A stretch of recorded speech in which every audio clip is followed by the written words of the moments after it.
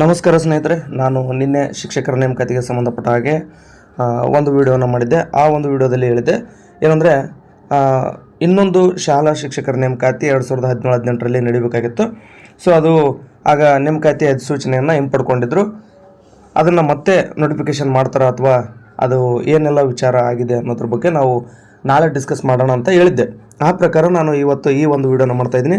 ಸ್ನೇಹಿತರೆ, ಆಶ್ರಮ ಶಾಲಾ ಶಿಕ್ಷಕರ ನೇಮಕಾತಿಗೆ ಸಂಬಂಧಪಟ್ಟ ಹಾಗೆ ನಾವು ಈ ಒಂದು ವಿಡಿಯೋದಲ್ಲಿ ಸಂಪೂರ್ಣವಾದಂಥ ಒಂದು ಚರ್ಚೆಯನ್ನು ಮಾಡ್ತಾ ಹೋಗೋಣ. ನೋಡಿ, PST, GPT, HSTR ಹಾಗೆ ಮುರಾರ್ಜಿ ಅಂದರೆ ಕ್ರೈಸ್ ಅಡಿಯಲ್ಲಿ ಬರ್ತಕ್ಕಂಥ ವಸತಿ ಶಾಲೆಗಳು, ಆನಂತರ ಮೌಲಾನಾ ಆಜಾದ್ ಶಾಲೆಗಳು, ಈಗ ಆಶ್ರಮ ಶಾಲಾ ಶಿಕ್ಷಕರ ನೇಮಕಾತಿ ಕುರಿತು ಅಂದರೆ ನೋಡಿ, ಒಟ್ಟಾರೆ ನಿಮಗೆ 3-4 ಕಡೆ ಚಾನ್ಸ್ ಇರ್ತಕ್ಕಂಥದ್ದು. ಅಂದರೆ ಸರ್ಕಾರಿ ಶಾಲೆಗಳು ಕಾಮನ್ ಆಗಿ PST, GPT, HSTR ನೇಮಕಾತಿ ನೀವೆಲ್ಲರೂ ತಯಾರಿ ನಡೆಸ್ತಾ ಇದ್ರಿ. ಆದರೆ ಅದರ ಜೊತೆಗೆ ಈಗ ಕ್ರೈಸ್ನಲ್ಲಿ ಶಿಕ್ಷಕರ ನೇಮಕಾತಿ ನಡೆಯುತ್ತೆ ಅನ್ನುವಂಥ ವಿಚಾರ ಗೊತ್ತಾಗ್ತಾ ಇದೆ.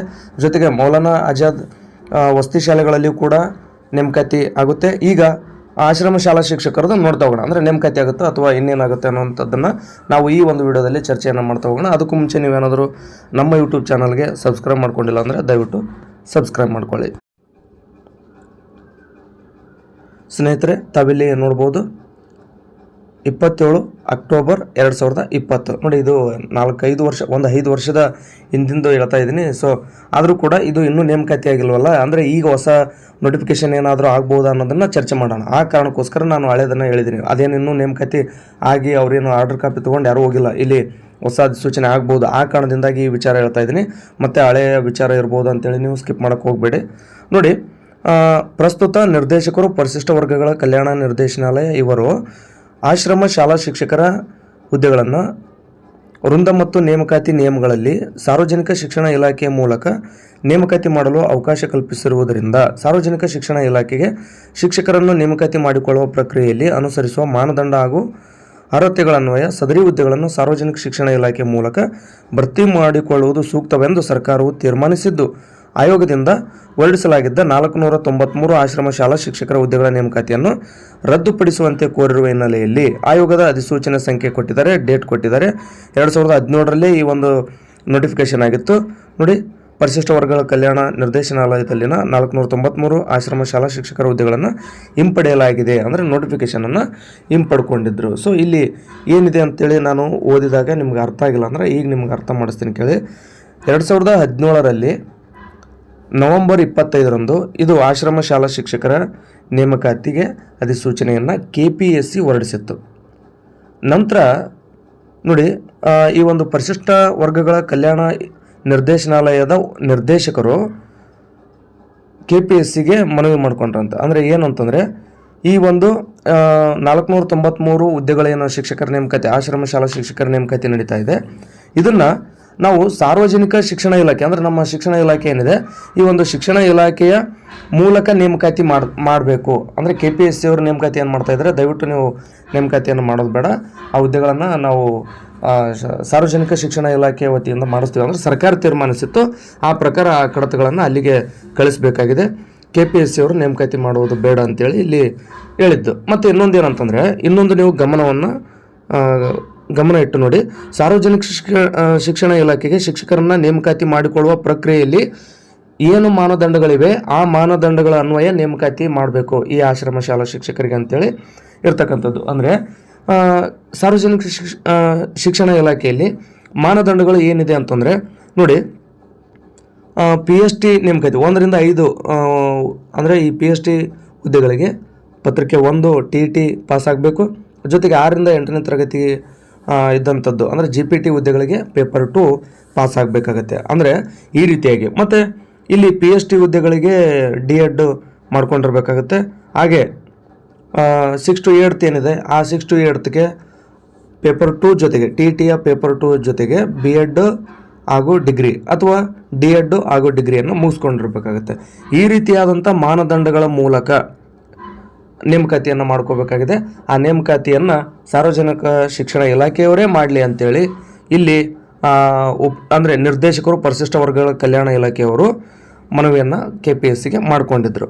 ಅವ್ರು ಏನು ಮಾಡಿದ್ರು, ಅಂದಿನ KPSC ಕಾರ್ಯದರ್ಶಿಗಳಾದಂಥ G. ಸತ್ಯವತಿ ಅವರು ಆ ಒಂದು ನೋಟಿಫಿಕೇಷನನ್ನು ಅಂದರೆ ಆಶ್ರಮ ಶಾಲಾ ಶಿಕ್ಷಕರ ನೇಮಕಾತಿಗೆ ಸಂಬಂಧಿಸಿದ ಈ ಒಂದು ನೋಟಿಫಿಕೇಷನನ್ನು ಹಿಂಪಡ್ಕೊಂಡಿದ್ರು KPSC ವತಿಯಿಂದ. ಆ ಕಾರಣದಿಂದಾಗಿ 2017ರಲ್ಲಿ ನೋಟಿಫಿಕೇಷನ್ ಆಗಿದ್ದನ್ನು 2020ರಲ್ಲಿ ಹಿಂಪಡ್ಕೊಂಡ್ರು. ಅಂದರೆ 2025 ಕೂಡ ಕಂಪ್ಲೀಟ್ ಆಗಿ ಈಗ 2026 ಫೆಬ್ರವರಿಯಲ್ಲಿ ಇದ್ದೀವಿ. ಈ ಒಂದು ನೋಟಿಫಿಕೇಷನ್ಗೆ ನೋಡಿ, ನೋಟಿಫಿಕೇಷನ್ ಮಾಡಿದ್ರು ಅಂದರೆ ಅದರ ಅರ್ಥ ಏನು, ಆರ್ಥಿಕ ಇಲಾಖೆ ಅನುಮೋದನೆಯನ್ನು ಕೊಟ್ಟಿತ್ತು ಅಂತಲೂ ಕೂಡ ಇಲ್ಲಿ ಅರ್ಥ ಆಗುತ್ತೆ. ಆ ಕಾರಣದಿಂದಾಗಿ ನೋಡಿ 2017ರಿಂದ 2026 ನಡುವೆ ಆಶ್ರಮ ಶಾಲಾ ಶಿಕ್ಷಕರು ಏನಿರ್ತಾರೆ ಅವರು ಕೆಲವೊಂದಿಷ್ಟು ನಿವೃತ್ತರಾಗಿರ್ತಾರೆ, ರಾಜೀನಾಮೆ ಕೊಟ್ಟಿರ್ತಾರೆ, ಇನ್ನು ಕೆಲವರು ಮರಣ ಹೊಂದಿರ್ತಾರೆ, ಹೀಗೆ ಮತ್ತಷ್ಟು ಹುದ್ದೆಗಳು ಖಾಲಿಯಾಗಿರ್ತವೆ. ಹಾಗಾಗಿ ಇಲ್ಲಿ 493 ಹುದ್ದೆಗಳ ಜೊತೆಗೆ ಮತ್ತಷ್ಟು ಏನಾದರೂ ಹೆಚ್ಚುವರಿ ಹುದ್ದೆಗಳು ಸೇರಿಕೊಂಡು ಹೊಸ ನೋಟಿಫಿಕೇಷನ್ ಏನಾದರೂ ಶೀಘ್ರದಲ್ಲಿ ಆಗ್ಬೋದಾ ಅನ್ನುವಂಥ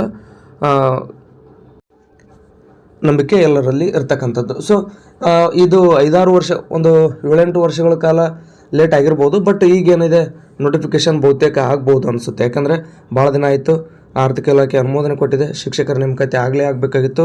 ಇದು ಸಾರ್ವಜನಿಕ ಶಿಕ್ಷಣ ಇಲಾಖೆ ಇನ್ನು ಮುಂದೆ ಈ ಒಂದು ಆಶ್ರಮ ಶಾಲಾ ಶಿಕ್ಷಕರ ನೇಮಕಾತಿಯನ್ನು ಮಾಡಿಕೊಳ್ಳುವಂಥದ್ದು.